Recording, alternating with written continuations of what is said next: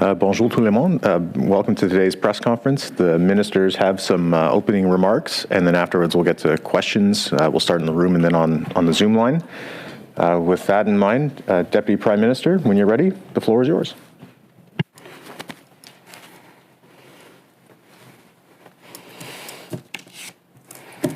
Okay, good morning. Today, I'm announcing that Canada will be the first country to revoke Russia's and Belarus's most favoured nation status as a trading partner under Canadian law. We are working closely with our partners and allies to encourage them to take the same step. Simply put, this means that Russia and Belarus will no longer receive the benefits, particularly low tariffs, that Canada offers to other countries that are fellow members of the WTO. Instead, Russia and Belarus will be subject to a tariff of 35% on their exports to Canada. The only other country that does not enjoy MFN status with Canada is North Korea. Last night, we also announced that Canada will sanction 10 executives from Rosneft, Russia's leading oil company, and from Gazprom, a major Russian state-owned energy company. This will bring the total number of people and entities sanctioned, or in the process of being sanctioned, by Canada since Russia's illegal occupation of Crimea in 2014 to more than 1,000. Comme nous le disons, as we have been saying since the beginning of Russia's barbaric invasion of Ukraine, we will do everything in our power to make sure that President Putin, his accomplices, those who allow him to do so, and the Russian economy pay the price for this grave historical mistake. We cannot allow him to succeed, and we will not. President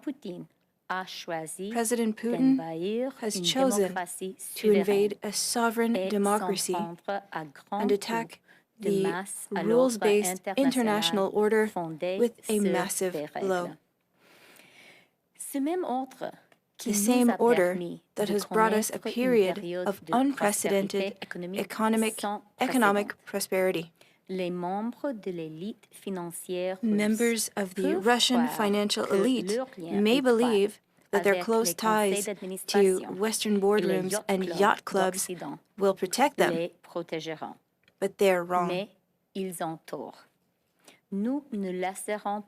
We will not let Russians and Russian institutions that are central to President Putin's fallen kleptocracy enjoy this prosperity whose very foundations are under threat. The G7 has already imposed the strongest sanctions ever inflicted on a major economy, on Russia, and more will follow in the days to come. The ruble has been down by as much as 30% this week. On Monday, Russia's central bank raised its benchmark interest rate to 20%. The Russian stock market is closed today for the fourth consecutive day. Moody's and Fitch have now downgraded Russian government debt to junk status. The economic costs of the Kremlin's barbaric war are already high, and they will continue to rise. Le Canada et ses alliés sont unis. Canada and its allies are united in condemning President Putin and his war of aggression. And we are united in our support for the remarkable Ukrainian people who are so courageously resisting his assault. For more details on our support for the Ukrainian people, I turn the floor over to my colleague, the Minister of Immigration, Refugees and Citizenship Canada, Sean Fraser. And Sean, now over to you. Thank you so much. Good afternoon or good morning, bon matin. Canada is ready to welcome Ukrainians fleeing Vladimir Putin's war, and there is no limit to the number of applications that we are going to be willing to accept. Canada will welcome Ukrainians seeking to flee Vladimir Putin's war. Goes beyond the historic ties between Canada and Ukraine. It goes beyond the cultural connections between our people. I can't help but think that centuries from now, historians will be writing of the courage on display in Ukraine today, from the fearless leadership of President Zelensky to the young fathers with tears in their eyes delivering their children to safety before they return to the front lines to fight in a war that they never wanted but know that they have to win, to the unarmed grandmothers confronting Russian soldiers, telling them that they ought to place seeds in their pockets so that sunflowers may grow while their bodies rest on Ukrainian soil. These are the stories of courage and the stories of heroes that are going to be told for generations to come. The reason we are committed to offering refuge to Ukrainians who seek it is that by opposing Putin's tyranny and oppression, they are advancing the democratic values in Ukraine that define us as Canadians. We believe in the principles of sovereignty and territorial integrity of nations. We believe in the right of peoples to self-determination. These are the values that underpin the founding documents of the United Nations and form the basis of the international rules-based legal order that has helped deliver peace and prosperity to Canadians for the better part of a century. But if we fail to breathe life into these important texts by choosing not to defend the principles behind the documents when they are under attack, then they are worth no more than the paper on which they are written. That's why we're launching 2 new special programs for Ukrainians who want to come to Canada temporarily and for those who wish to stay. For those who need a safe haven while the war ravages their homeland, we are creating the Canada-Ukraine Authorization for Emergency Travel. For those who wish to come to Canada while the war ravages their homeland, we are creating the Canada-Ukraine Authorization for Emergency Travel. There will be no limit on the number of applications accepted under this stream. The primary motivation for this new program is that it provides the fastest way for us to start welcoming as many Ukrainians as possible and will allow them to stay for a period of up to 2 years. We're waiving most of the requirements that exist under a traditional visa. In order to qualify, individuals will need to complete a simple application form and provide biometrics for security and background screening. To help ensure this process can be executed in a timely way, we started moving biometric kits and other materials to the region in mid-January. This means that we have both the equipment and personnel in place to take biometrics in Warsaw, Vienna, and Bucharest, in addition to 30 other locations throughout Europe. We're ready to extend hours of operation and add more staff as needed, where needed. Everyone who arrives under this new stream will also be eligible for an open work permit or study permit that will allow them to take a job with any Canadian employer or enroll in an education program. And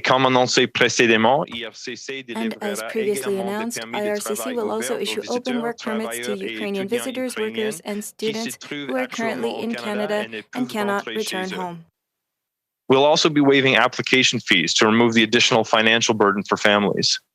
Any Canadian employer willing to hire Ukrainians may do so, and I encourage the Canadian business community to step up and do their part to help support those coming into Canada in their time of need.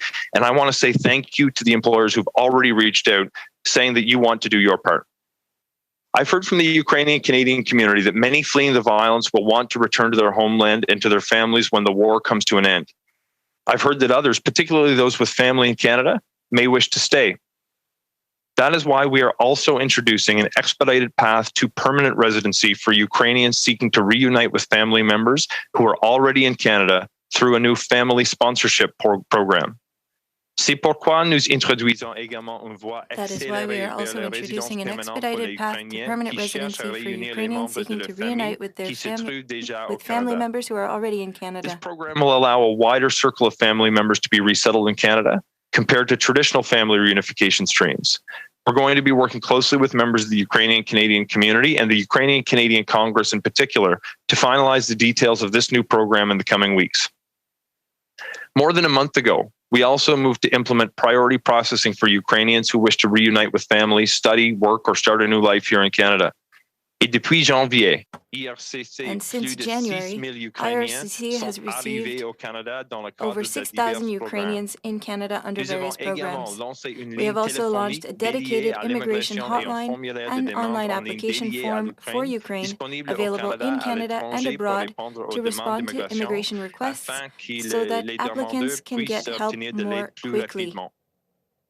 To those Ukrainians who are ready to give their lives to defend the values we hold dear, we stand with you, not only in our words, but also in our actions. We are unwavering in our commitment to do whatever it takes, as long as it takes, to help you succeed in your efforts to win this war.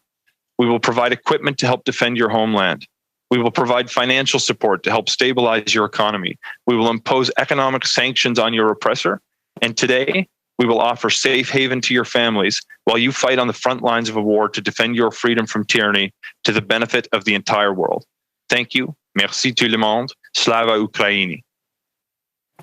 And I think it's over to the Minister of Defense, Anita Anand, now.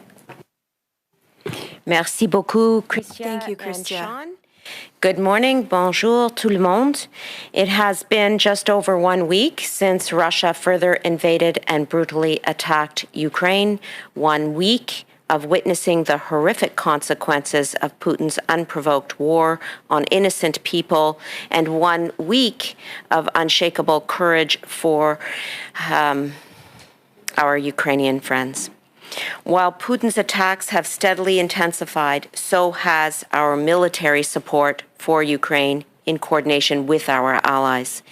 We will leave no stone unturned when it comes to supporting our friends in Ukraine as they fight for their lives and their right to exist. To this end, I am announcing today, in addition to the various tranches of military equipment that we have pledged to in the last 30 days, 2 new significant contributions. First, we intend to supply additional lethal aid to Ukraine, which includes up to 4,500 M72 rocket launchers and up to 7,500 hand grenades. These weapons will be drawn from the Canadian Armed Forces' existing stockpiles and will be transported to the region as quickly and safely as possible.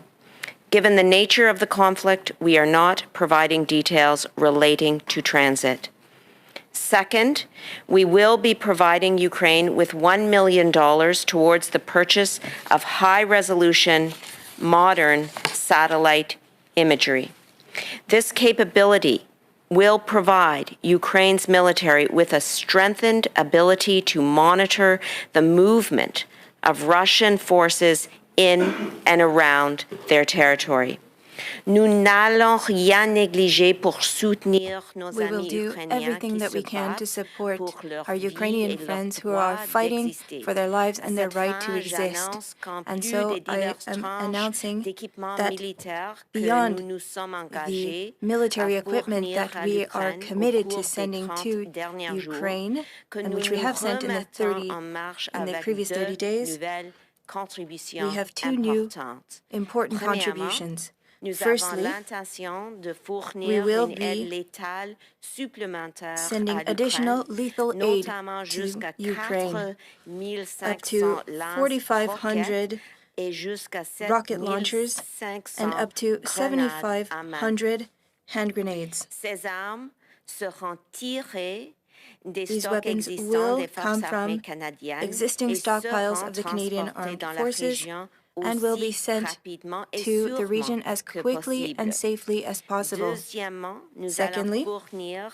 également we will à also l'Ukraine be $1 million giving the Ukraine $1 million for the purchase of high-resolution modern satellite imagery. Cette capacité This permettra aux will allow militaires ukrainiens de the Ukrainian mieux military surveiller les to better mouvements surveil des the forces movements russes à of the l'intérieur et Russian forces autour de leur in territoire. and outside their territory. Our choices in the measures we take are informed by constant conversations with our allies and with Ukraine.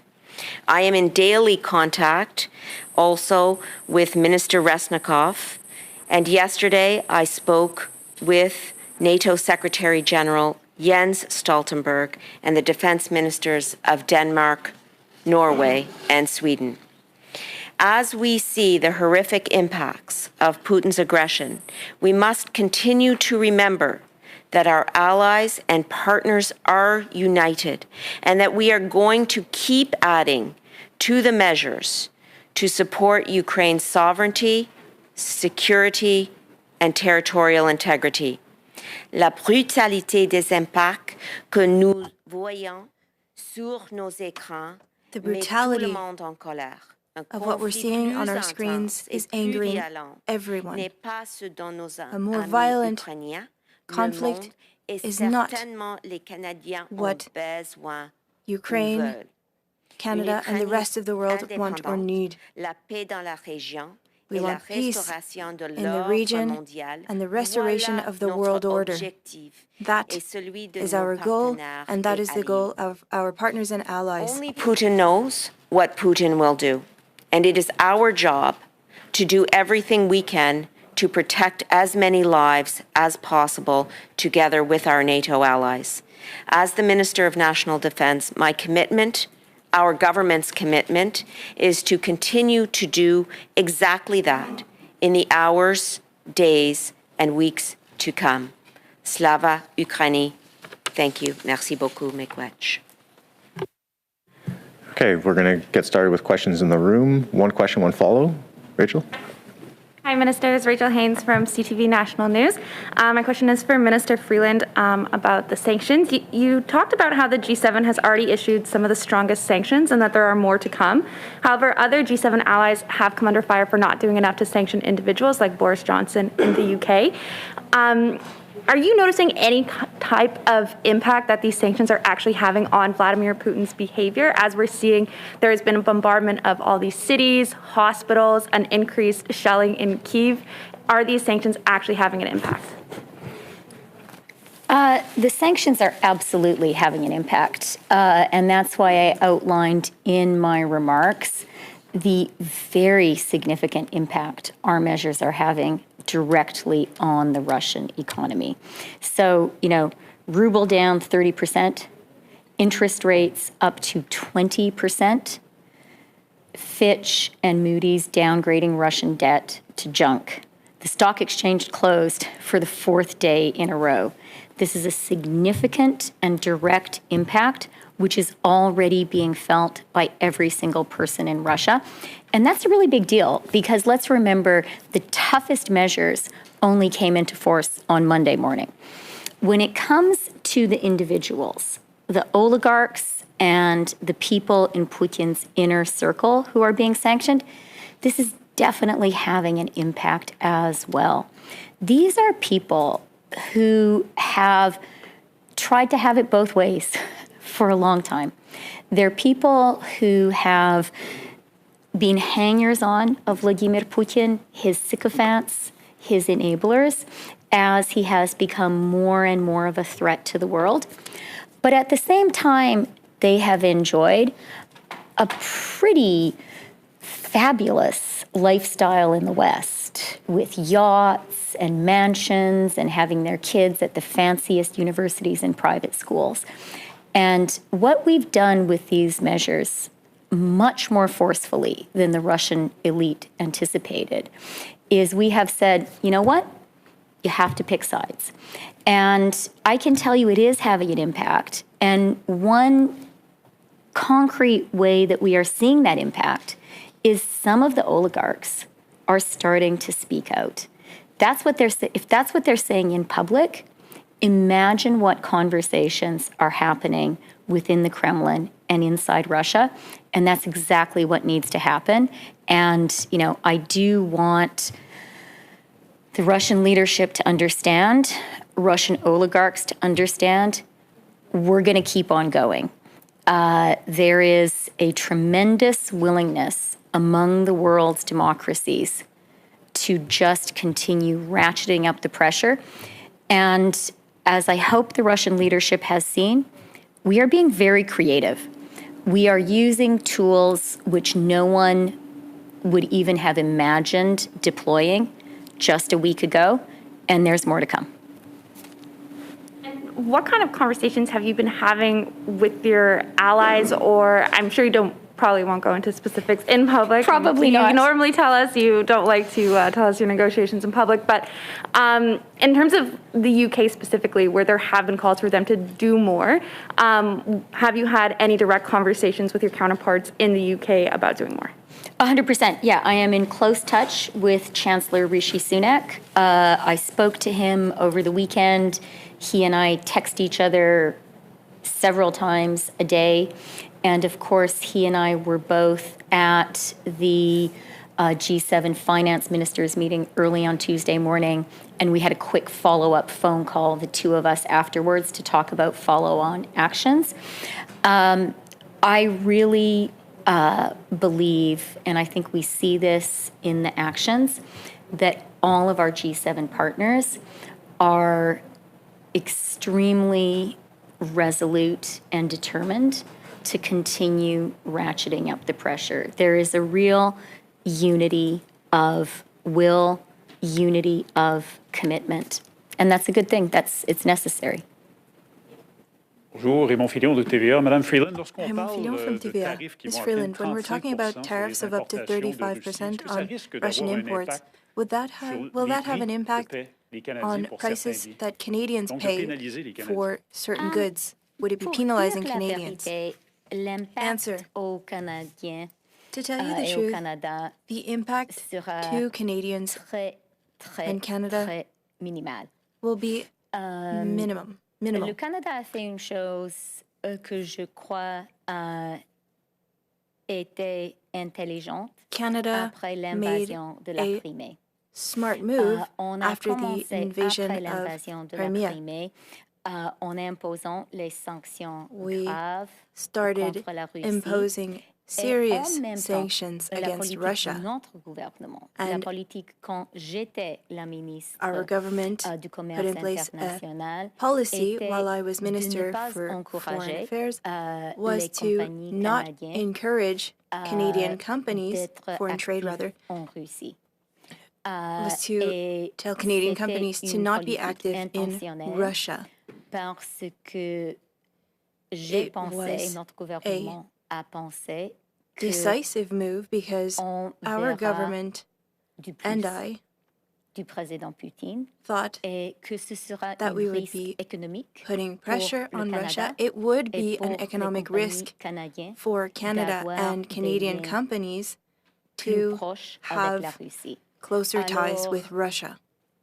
Entre les pays de G7, So, je pense que le Canada a with des regards liens to économiques G7 countries, les moins sérieux avec la Russie. Canada de tous les has pays de G7. the On loosest est bien ties positionné. with Russia. And we are well positioned bien positionné stratégiquement and strategically dans positioned notre économie. in our economy. C'était intentionnel. And it was Et je suis intention très contente aujourd'hui to act that way, and I am pleased that des we can now significatives impose sans significant vraiment toucher les sanctions Canadiens et Canadiennes. without truly impacting Canadians. Véritable guerre économique à la Russie en ce moment? So it's an economic war against Russia right now, correct? Je pense qu'on peut dire Answer. qu'on prend des mesures I think très, that très fortes we can say that plus we fortes are que taking jamais strong measures et that are qu'on stronger va than ever before, continuer. and that we will continue to do so. Yasmine Midi avec Radio-Canada. Je fais Yasmine Midi, Radio-Canada. Just to add on to what my colleague said, for a week you've been announcing sanctions to put pressure on Vladimir Putin. Is Canada's goal to change the regime in Russia? Les affaires Answer. internes de la Russie sont une question pour les Russes. Internal affairs in Russia du Canada, is c'est un an issue changement for de la Russians. politique étrangère Canada's de la goal Russie. is to change C'est l'arrêt its du guerre foreign policy barbare with et Russia. It's to illégaux put que la an Russie end to fait the maintenant illegal and contre barbaric l'Ukraine. war Et c'est that très Russia has important waged pour nous against de Ukraine. démontrer aux leaders It's de la important Russie, for us à to l'élite show russe to et même the au peuple Russian russe leaders que and elites ils and ne to the peuvent pas Russian people that they cannot wage war against the international order and at the same time be a part of the prosperity created by that order. That's what we're showing, that there are consequences. And it's very important for Russia to understand that these consequences will become more and more severe. There are people in Russia who have started criticizing this barbaric war. I think it is important to respect those Russian people. They are brave. It is not an easy thing to do when you live in a dictatorship to criticize what is going on.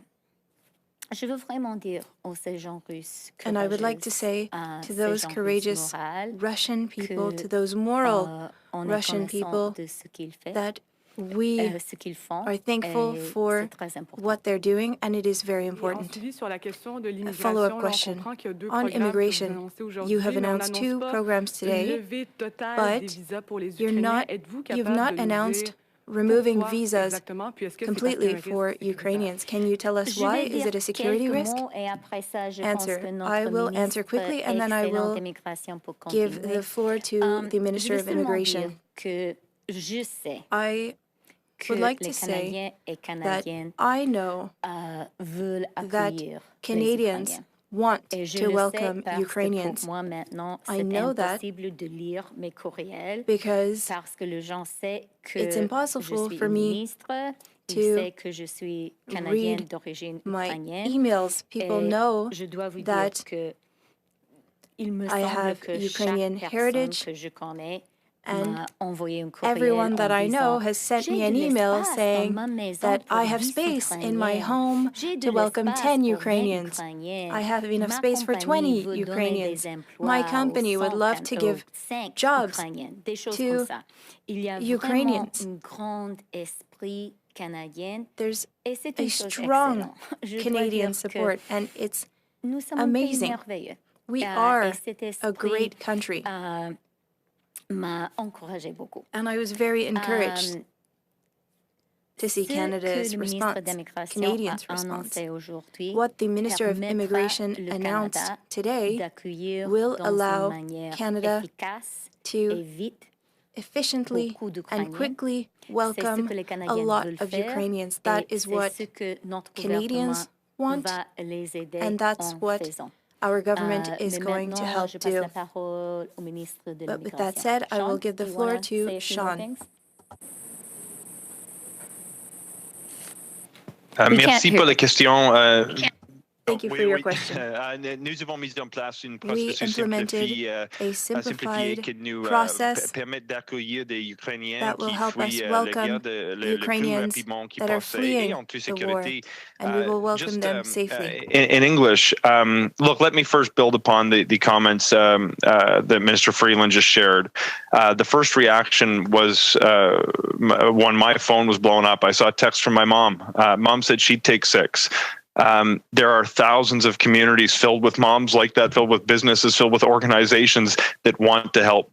My primary motivation was speed. My first reaction when I saw that there was a potential influx of Ukrainians who would be seeking safe haven was to figure out what can Canada do? Can we offer a refugee resettlement process?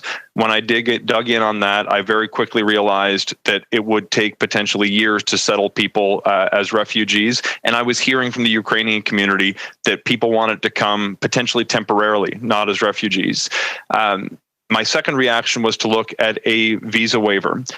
When I actually examined the mechanics that would be required to implement it, I discovered very quickly it was going to require particular regulatory changes and certain renovations to our IT system, both internal to our department and with airlines to actually recognize through the electronic travel authorization program we have for other countries that have visa-free travel. And it was going to take 12 to 14 weeks. We don't have 12 to 14 weeks. We're going to be able to stand up the new program I've announced today much quicker than that and start welcoming people in a more expeditious way. I should point out as well that we do want to make sure that Canadians have faith we can manage this in a professional way that protects our security, as you've suggested. When we made the decision to welcome an unlimited number of applications, we also have to recognize that Canadians want to know that we're doing it in a responsible way. So those are the reasons, primarily speed, but also making sure Canadians have faith we're doing this in the safest possible way. I got to go to the Zoom line. I'm sorry, because if we can keep the answers tight, then we can maybe come back to the room, but I got to go to the Zoom. So first up is Stephen Chase, Globe and Mail.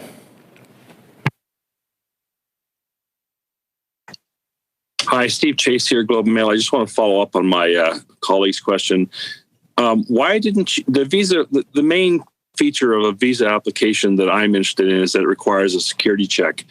And I'm assuming that's part of the reason why you kept the visa requirement in place, even though there's 60 other countries and jurisdictions that get visa-free access to this country.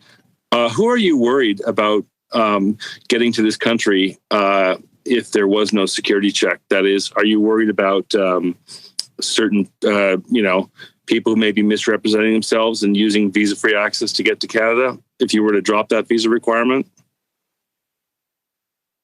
Look, thanks very much for the question. And I think just to reiterate, when you do have a complete visa waiver, that means that everyone can come who is a Ukrainian national. It also opens the door for others who might slip through the cracks.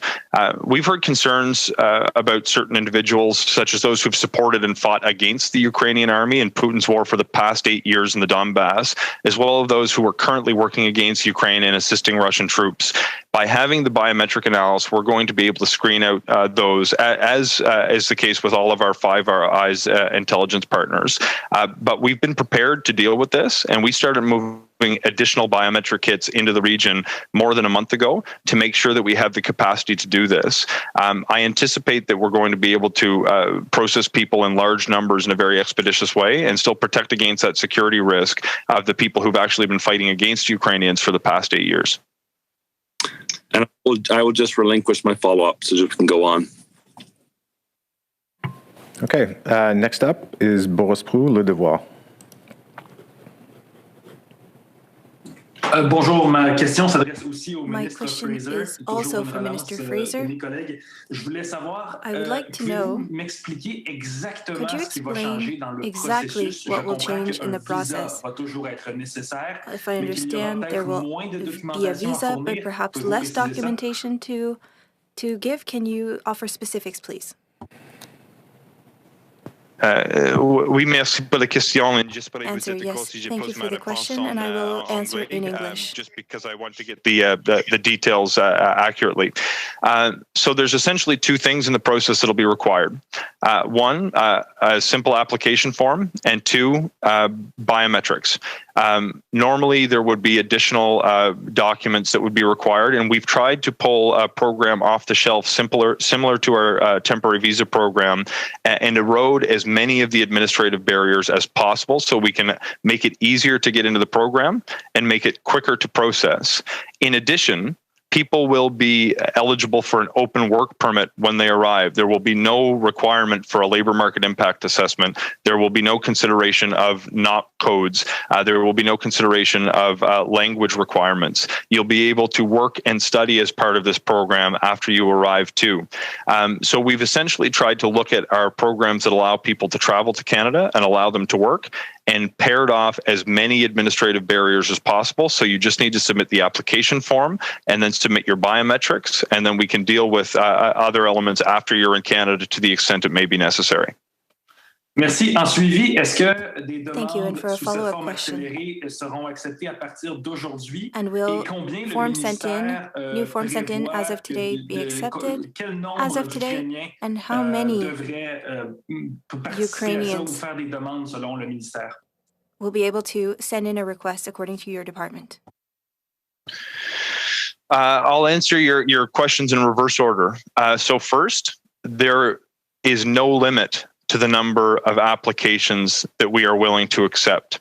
The reason that we chose this particular pathway is it's the same system that we currently use to process in excess of 2 million applications for temporary visas a year. It's the area where we have the greatest horsepower and the fewest administrative requirements that's going to allow us to process whatever demand we see. The application process is probably going to open in about 14 days, but I should reiterate that the existing temporary residence visa application form is open, and when we see any applications from a Ukrainian national, we have been pulling them out and processing them first since January 19th. Since January, as of yesterday, there were 6,131 Ukrainians that had already arrived in Canada. We have been working very hard to make it as quick as possible. And if there is an application, not just for permanent residency or temporary residency, but for proof of citizenship, for study permits, for work permits, any application in IRCC system that is attached to a Ukrainian national has been prioritized on a priority basis since January 19th, and we're going to continue to do that up until the moment the new application system goes live. Okay, next on the Zoom line, we're going to go with David Aiken from Global News. Thank you very much. My question for Minister Freeland. Minister, lots of members of the gallery, most members of the press outside our country have been writing about your unique, I call heritage, attributes in helping to mobilize sort of the international alliance against this. I wonder if you might speak a little bit about that. Your ability to speak, you're probably the only G20, I assume, foreign minister that speaks Ukrainian, that has that background in Russia. Could you reflect a little bit about that bit of you in dealing with this particular crisis? I don't really want to, David, because I think our focus should be on the really, really brave people of Ukraine. And I think they are the ones who have turned this around. I think that when it turned out that Western deterrence efforts hadn't worked, and when Putin launched his barbaric attack on Ukraine just over a week ago, the sort of mainstream expert prediction was that Ukraine would fall, and it would fall very quickly. And the Ukrainians proved everybody to be wrong, starting with President Zelensky and I think it's going to go down in his historic line, "I need ammo, not a ride."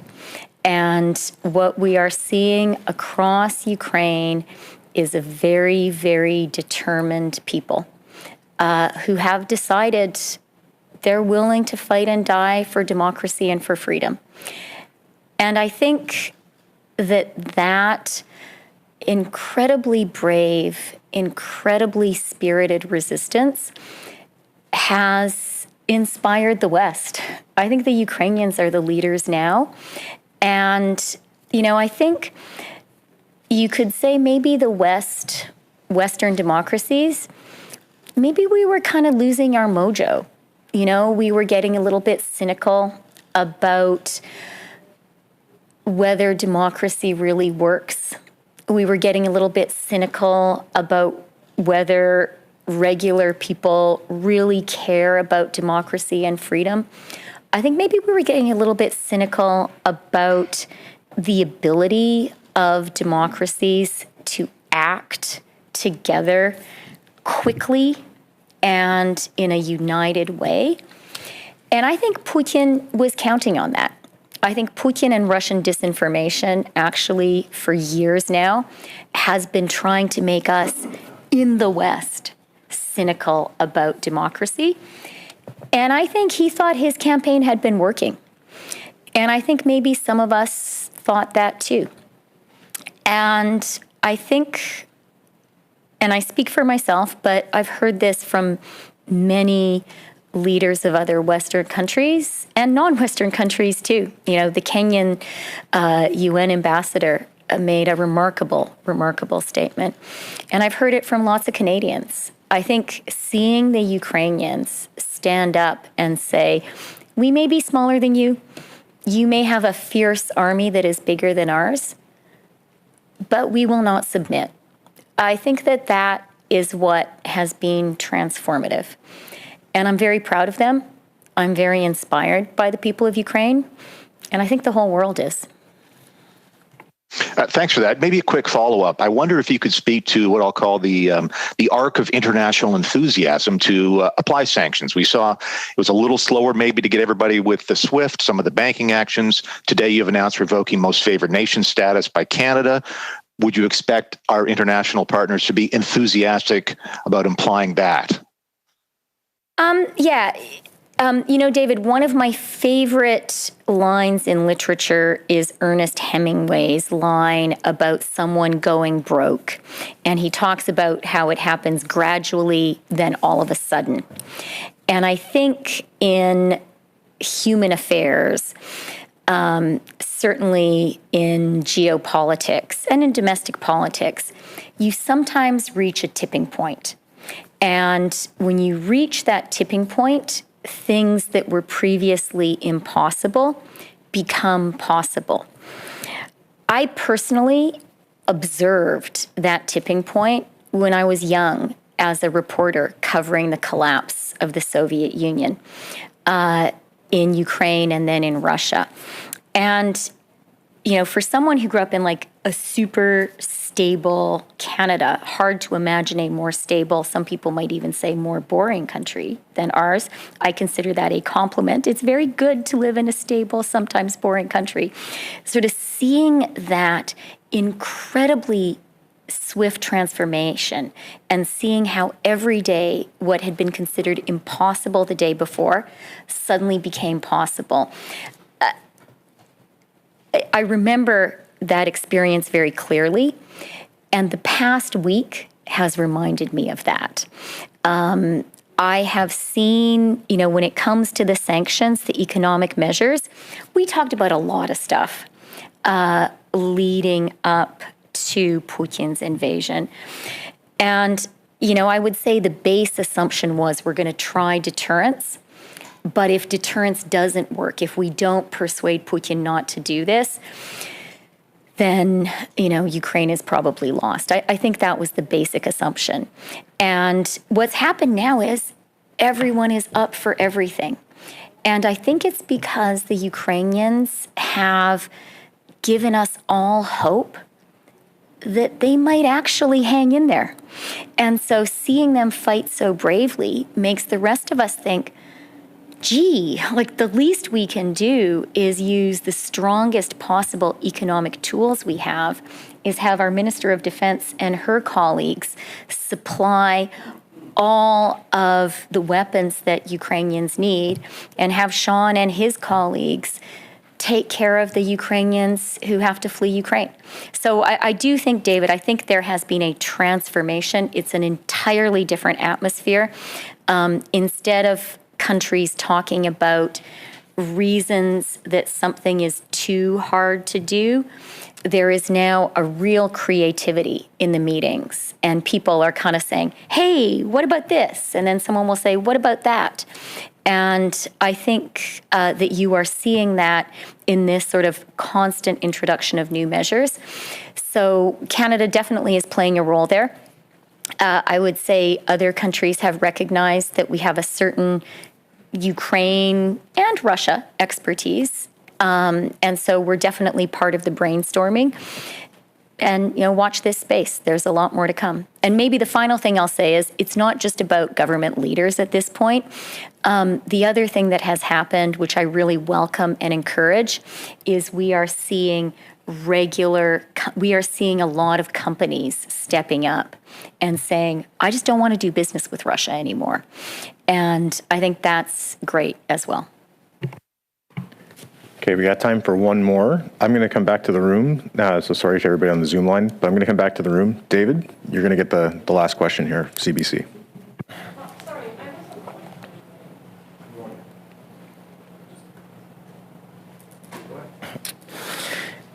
So, Minister Anand, can you tell us what is the latest on the 3,400 troops on standby? Are they ready to move on short notice?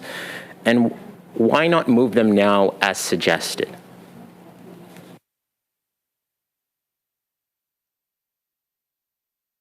You, David, the 3,400 troops are part of the pledges that Canada makes to NATO and made to NATO in January when we were foreseeing that a further Russian invasion may indeed be possible. In addition to the 3,400 troops, we also pledged, for example, naval and some air capability. And the reality is all of that is on standby. And when the Supreme Allied Commander at NATO, as well as the NATO allies, make decisions about calling up or drawing down on those pledges, that's when they will move. They are on high readiness alert, as they must be in case our NATO organization calls upon our country in this way. But they are not moving at the current time, and we will wait until we hear from the Supreme Allied Commander of Europe in NATO to make that decision. Follow up on a totally different question. I think this is for you, Minister Anand. Experts have said it would be illegal for foreign fighters to become fighters for Russia, so to go to Ukraine to fight for Russia, not Ukraine. Would Canada prosecute Canadians who go over to Ukraine to fight for Russia? Well, I'll start and I'll hand the floor over to the Deputy Prime Minister. Of course, we understand Canadians' desire to join our Ukrainian friends to fight. Our role as a federal government is to ensure that we are providing accurate information to all of our citizens relating to security situations around the world. And I will take a moment to say that if there are Canadians who are interested in the armed forces, the Canadian Armed Forces is currently recruiting. And we would very much welcome applications from across the country to the Canadian Armed Forces, where we have had a training mission in Ukraine since 2015 and have trained over 33,000 Ukrainian soldiers. So I would say at this time, the legalities of the situation reflected in your question are indeterminate at this time. We need to focus on the present, and as a government, our job is to provide accurate information to Canadians, and that's exactly what we're doing and will continue to do every single day. Chrystia? Okay, Anita. So I will just add, first of all, it is wonderful to have an esteemed lawyer and former law professor as our Minister of Defense in this time. I think your question was about people who fight on the Russian side. And I'm sure people know that our colleague, our Foreign Minister, Mélanie Joly, announced in Geneva this week that Canada will petition the ICC against Russia for crimes against humanity and war crimes. We are very clear that this war is illegal, and Canada will take a very appropriately severe view of anyone who is fighting this war. I do want to say something I've been hearing from Ukrainians, actually, people in the Ukrainian government, is how sorry they feel for some of the Russian recruits who are fighting there. There's a real sense that some of them are very young.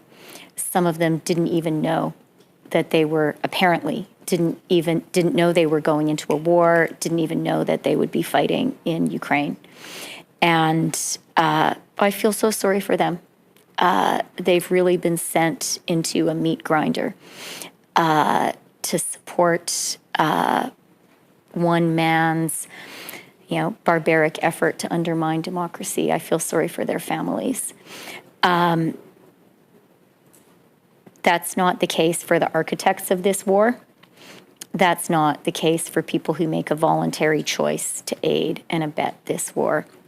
And then, we've been talking about the unity of Western countries, and not just Western countries, of the world's democracies in condemning Russia and supporting Ukraine. And I think there is reason to celebrate that unity. It's a really good thing. But I think in conclusion, it's worth it for all of us to remember how costly in terms of human lives, devastated families, cities, neighborhoods, this war has already been. And there is every reason to believe it's going to get worse. And a lot more people are going to die. And, we as Canadians need to brace ourselves for that. It's already been a bloodbath. I think it's going to become more of a bloodbath. I'm sure I'm not the only person who wakes up in the middle of the night just to check that Kyiv is still okay, that Kharkiv is still okay. And I think we have some terrible nights ahead. And we need to also really remember the human tragedy here, even as we celebrate the incredible strength and resilience of the people of Ukraine. Fortunately, that's all the time we have. Thanks, everybody, for coming today. Minister, thank you very much for your time.